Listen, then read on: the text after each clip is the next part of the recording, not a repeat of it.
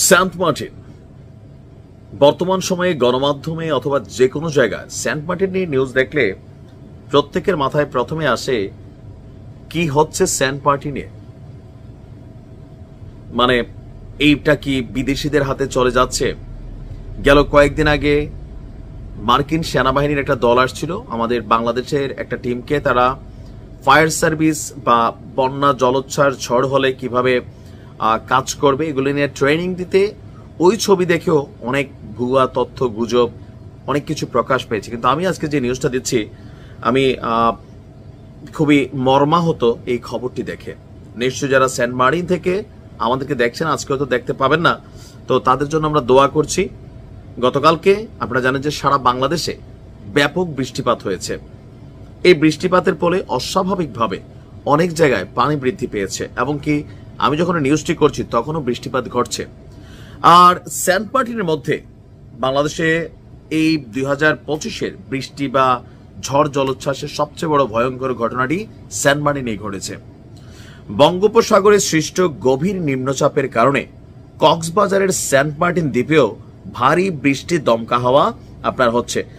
এমনকি এই জোয়ারের পানি স্বাভাবিক সময়ের চেয়েও 4 থেকে 5 ফুট উচ্চতায় প্রবাহিত হয়ে দ্বীপের চারপাশে ভাঙন দেখা দিয়েছে। এরই মধ্যে জোয়ারের পানি লোকালয়ে ঢুকে সেন্ট মার্টিনের অন্তত আপনার অর্ধ শতাধিক ঘরবাড়ি তলিয়ে গেছে। এছাড়া জোয়ারের আঘাতে ঘাটে নোঙর থাকা মাছ ধরার ট্রলারও বিধ্বস্ত হয়েছে।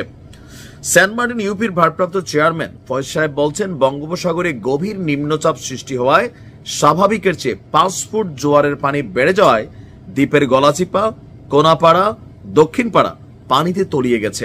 এতে অর্ধ শতাধিক ঘরবাড়ি পানিবন্দী হয়ে পড়েছে। এছাড়া মাছ ধরার ট্রলার যা ছিল জেলেদের সেগুলো বিধ্বস্ত হয়েছে।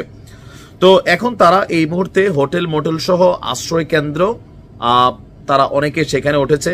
তারপর হচ্ছে আপনার গত 4 দিন ধরেই টেকনাফ সেন্ট মার্টিনে নৌযান চলাচল বন্ধ ছিল। এতে দ্বীপের মানুষজনের মধ্যেও নিত্য প্রয়োজনীয় পণ্যের সংকট দেখা দিয়েছে। দ্বীপের মানুষের অবস্থা খুবই খারাপ বলে এখানে জানানো হচ্ছে। আর সাগরের পানির উচ্চতা ক্রমাগত বাড়ছে। একজন সেখানকার পুরনো বাসিন্দা মোহাম্মদ জমির বলছেন যে আপনার দ্বীপের সাগরের তীরে থাকা কয়েকটি এলাকায় পানি ঢুকে গেছে, দ্বীপের চারদিকেও ভাঙন ধরেছে। এছাড়া ঘরবাড়ি পানিতে বন্দী হয়েছেন অনেকেই। আমাদের সরকারের পক্ষ থেকে নির্বাহী কর্মকর্তা যিনি আছেন টেকনাফের, তিনি বলছেন যে ঘটনা সত্য, আপনার পানি বাড়ছে, আতঙ্কের খুব বেশি কিছু নাই। তিনি সাহস যোগাচ্ছেন যে সেন্ট মার্টিনের জনপ্রতিনিধিরা একসাথে কাজ করবে। লোকজনকে আপনার যদি আরো খারাপ হয় তাহলে পরিস্থিতি খারাপ হলে লোকজনকে ঘরবাড়ি থেকেও আপনার নিরাপদ আশ্রয় নিয়ে আসবে। সেন্ট মার্টিনের পাশাপাশি বিভিন্ন জায়গায় গতকালকে আমি দেখছি হাতিয়াতেও ব্যাপক বেড়িবাঁধ ভেঙে অনেক জায়গায় পানি ঢুকছে। আমাদের কুমিল্লাতেও গুমতি নদীর পানি বৃদ্ধি পাচ্ছে। তবে ফেসবুকে যতটা বন্যা হওয়াই ফেলতেছে মানুষ, 2024 সালে সারা বাংলাদেশে যে বন্যাগুলো হয়েছে সেনাবাহিনী বিভিন্ন জায়গায় মাইকিং করছে, এগুলো দিয়ে গুজববাজরা আবার নানান ধরনের গুজব ছড়াচ্ছেন। ওইরকম খারাপ অবস্থা কিন্তু সব জায়গায় হয় নাই, কিছু কিছু জায়গায় হয়েছে। এর মাঝখানে কুমিল্লার যারা আছেন ফেসবুকের ভুয়া গুজব খবর দেখে বিভ্রান্ত হবেন না অথবা শেয়ারও করবেন না। এখন এটা কি এই বছরের নাকি পুরানা বছরের? অনেকে গতকালকে থেকে ভাই গুমতি নদীর অবস্থা নাকি খারাপ, স্বাভাবিক অবস্থায় আছে পানি, এটা বহমান পানি। তবে সেন্ট মার্টিনবাসীর জন্য দোয়া, ইনশাল্লাহ আমরা সরকারকে বলবো বিশেষ বরাদ্দ যেন সেন্ট মার্টিনের জন্য থাকে। ভালো থাকুন।